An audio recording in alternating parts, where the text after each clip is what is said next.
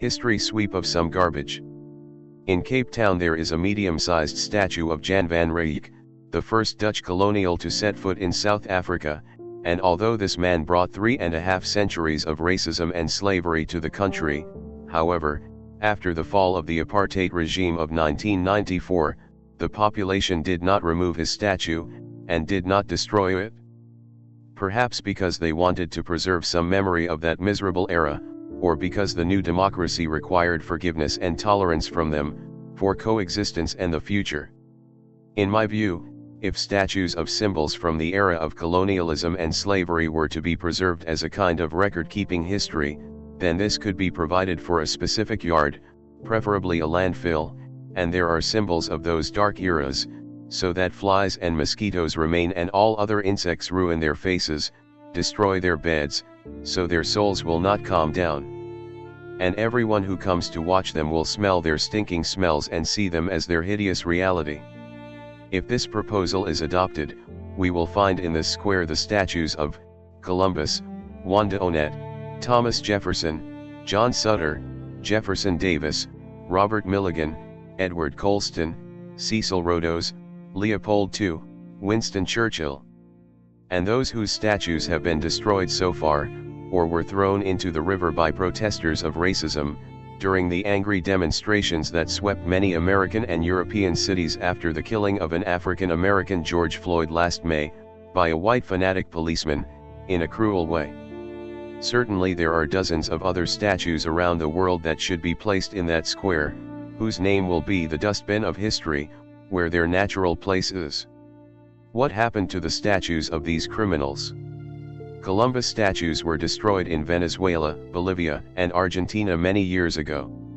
And this year in America itself, its statues have been dropped from Boston to Miami, or maimed by anti-racist protesters.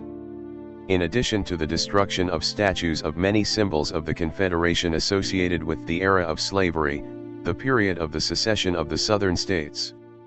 And Columbus, who is credited with the discovery of America, is the one who treated the indigenous people as animals, and did not deserve the mercy of the Lord. He would kill anyone who suffers from a cold, or any other disease, for fear of infection, and provide their bodies with food for dogs. The indigenous people mocked what they could not afford, and enslaved them. Every person, even children, was asked to collect a thimble of gold thimble, and whoever was unable to do so was ordered to cut off his ears, or one of his hands, and let him bleed until he died. Thus, in 2 years, 250,000 Caribbean residents. In North Carolina and Sacramento, a statue of a white racist named John Sutter, a famous settler in turn in the California Gold Rush, who enslaved and exploited the population in a brutal and inhuman manner, was shattered. In Richmond, Virginia, demonstrators shattered the statue of Jefferson Davis, the head of the Confederate States during the Civil War, who was a staunch supporter of slavery. In Brussels and many Belgian cities, protesters set fire to the statue of Leopold II, and the authorities dismantled other statues, after the demonstrators stained them with red paint. And Leopold II is the King of Belgium, who was involved in the killing of 10 million people during the colonial period of the Congo, and his practices were so brutal and bloody that even other colonial countries condemned them. He required every person, including women and children, to collect a certain amount of rubber, and whoever was unable to cut his hand, had already cut hundreds of thousands of hands. In New Mexico, demonstrators, with the help of the municipality, shattered the statue of Wanda Onett, the Spanish invader, and the despotic ruler of Mexico in the 16th century, who was exiled from him for his cruel and brutal treatment of the indigenous people. In London, a statue of the famous slave trader Robert Milligan was removed from the front of the Docklands Museum, at the urging of the angry masses, due to his bad reputation in slave trafficking and their treatment without mercy, and he owned more than 500 slaves.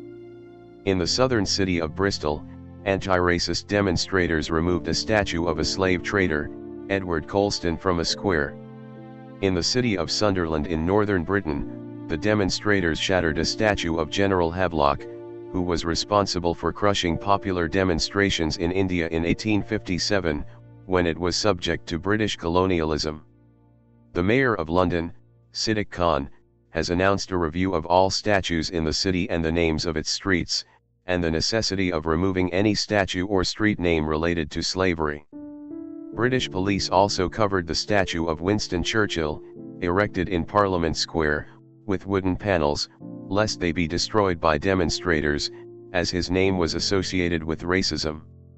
Britain had destroyed records of crimes committed during the colonial era after the independence of its former colonies, where the Ministry of Colonies was keen during the last years of the empire's rule to destroy its records to prevent embarrassing information related to colonial practices from falling into the hands of the newly independent governments.